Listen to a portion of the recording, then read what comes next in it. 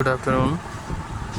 आज हम स्टार्ट करने जा रहे हैं chapter number 1 business studies second book financial management. Introduction. Success of business depends on how well finance is invested in assets and operations. Assets का मतलब आपको पता ही है, अकाउंटेंसी में आपने पढ़ा होगा, और ऑपरेशंस का मतलब है कि बिज़नेस से रिलेटेड सारे ऑपरेशंस, यानी कि किस तरीके से हम अपने फाइनेंस को उस तरीके से यूज़ करें कि हमारे एसेट्स और बाकी के ऑपरेशंस ढंग से काम आ सकें। And how timely cheaply finance is arrange from outside और from within the business से या आउटसाइड, यानी कि लोन लें या फिर बिज़नेस से कैसे आप जनरेट कर सकते हैं पैसा, उसी को ही हम आगे पढ़ेंगे। Meaning of business finance. Money required for carrying out business activities is called business finance. मतलब पैसा चाहिए ना बिज़नेस करने के लिए, तो उसे कहते हैं business finance. Finance is needed to establish a business चालू करने के लिए, एक बिज़नेस चलाने के लिए, उसे एक्सपेंड करने के लिए, और उसके अलावा टेंजिबल और इंटेंजिबल एसेट्स को ख़रीदने के लिए, और डेली बेसिस के खर्चों को पूरा करने के लिए। पाँचों पॉइंट्स में यही लिखा है। पहला है बिज़नेस इस्टेब्लिश करने के लिए, दूसरा है एक बिज़नेस चलाने के लिए, तीसरा है बिज़नेस को एक्सपेंड और डाइवर्सिफाई करने के लिए। डाइवर्सिफाई का मतलब है कि कई लोग 2 या 3 बिज़नेस एक साथ करते हैं, तो उसके लिए क्या चाहिए होता है? पैसा। टेंजिबल और इंटेंजिबल एसेट्स खरीदने के लिए और डेली के ऑपरेशंस को कैरी ऑन करने के लिए, जैसे कि रॉ मटेरियल्स को खरीदना, बिल्स को पे करना, सैलरीज पे करना। So availability of adequate finance is very crucial for the survival and growth of a business। यानी कि आपके पास जो अवेलेबिलिटी है एडिक्वेट फाइनेंस की, आपके पास फाइनेंस होना चाहिए, तभी तो आप बिज़नेस को आगे बढ़ा सकते हैं। सो इंट्रोडक्शन और मीनिंग ऑफ बिज़नेस फाइनेंस में हमने आगे कर लिया। अब मीनिंग ऑफ फाइनेंशियल मैनेजमेंट करते हैं। Financial management is concerned with efficient procurement and allocation of funds. मतलब क्या है? एफिशिएंट प्रोक्योरमेंट, यानी कि ज़्यादा नुकसान भी नहीं होना चाहिए। एफिशिएंसी और इफ़ेक्टिवनेस, इसके बारे में आपने पहले पढ़ा है चैप्टर नंबर 1 पार्ट 1 में। तो एफिशिएंटली आपको उसे अरेंज करना है, और एलोकेशन ऑफ फंड्स भी ढंग से होना चाहिए। In other words, financial management is concerned with flow of funds and involves decisions related to procurement of funds, investment of funds in long term and short term assets and distribution of earnings to owners. यानी कि financial management का मतलब है पैसा जो आएगा, flow of funds जो आएगा, वो इन्वॉल्व करता है किन किन चीज़ों को?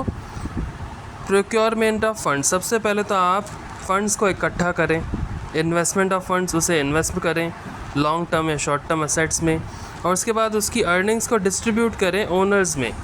इन सिंपल वर्ड्स वी कैन से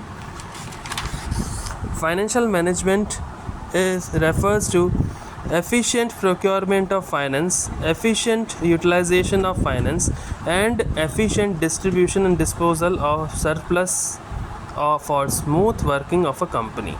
मुझे लगता है ये इसमें कोई डाउट नहीं होना चाहिए, आपको ये समझ आ गया होगा। ठीक है, ये बुक है हमारे पास पूनम गांधी, और यही बस बहुत अच्छी बुक है। इसके अलावा एक और बुक आती है संदीप गर्ग, वो भी आप यूज़ कर सकते हैं।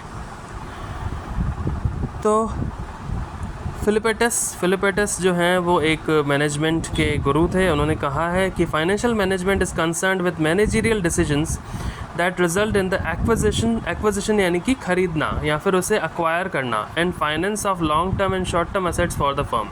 As such it deals with the situations that require selection of specific assets or combination of assets, the selection of specific liabilities, as well as the problem of growth and size of enterprise. The analysis of these decisions is based upon expected inflow होना चाहिए, and outflow of funds and their effect upon managerial objectives।